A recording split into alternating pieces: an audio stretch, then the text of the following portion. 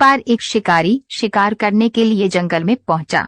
उसने अपने तीर पर बहुत ही खतरनाक जहर लगाया और शिकार को निशाना बना करके उसने तीर को छोड़ा, लेकिन उसका तीर चूक गया और तीर एक पेड़ पर जा लगा। वह पेड़ बहुत ही हरा भरा और बहुत सारे तोते उस पेड़ पर रहते थे। जैसे ही वह जहरीला तीर उस पेड़ पर जाकर लगा, वह पेड़ धीरे धीरे सूखने लगा और उस पेड़ पर जो भी तोते रहते थे वह एक करके उस पेड़ को छोड़कर जाने लगे। उस बड़े से पेड़ के कोटर में एक बहुत ही बूढ़ा तोता रहता था जो बहुत ही धर्मात्मा और अच्छे मन का था। सभी तोते उस पेड़ को छोड़कर जाने लगे थे, लेकिन वह बूढ़ा तोता जाता था, दाना लेकर के आता और उसी कोटर में आकर के बैठ जाता था, परंतु उस पेड़ को छोड़ने को तैयार नहीं था। अब यह बात देवराज इंद्र तक पहुंची। उन्हें बताया गया कि एक तोता है, वह जिस पेड़ पर रहता है उस पेड़ पर एक जहरीला तीर लगने के कारण सूखने, गिरने और खत्म होने के कगार पर आ पहुंचा है, और एक बूढ़ा तोता अभी भी वहीं पर रह रहा है। वह दाना लेकर आता है और वहीं पर रहता है, जबकि उस जंगल में बहुत सारे पेड़ हैं, लेकिन वह उसी पेड़ पर रह रहा है।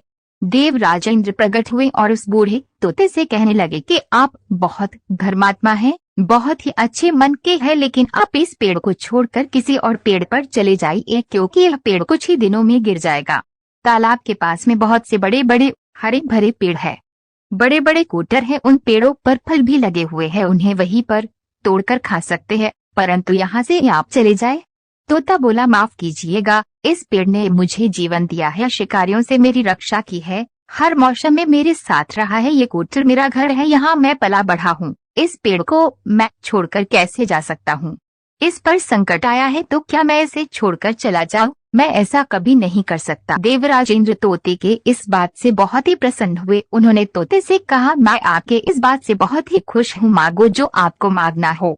उस बूढ़े तोते ने कहा, मुझे बस इतना मांगना है कि जिस पेड़ ने मुझे जन्म दिया, जहाँ मैं रहा पला बढ़ा, जिसे आप मेरा जन्मभूमि कह सकते हो, आप इसे फिर से वैसा ही हरा भरा कर दो जैसा ये था।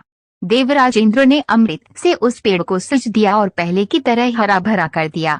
अब वापस से उस पेड़ पर आकर के बाकी तोते रहने लगे। वह बूढ़ा तोता कुछ समय तक और जिंदा रहा, फिर उसकी मृत्यु हो गई और वह स्वर्ग में चला गया।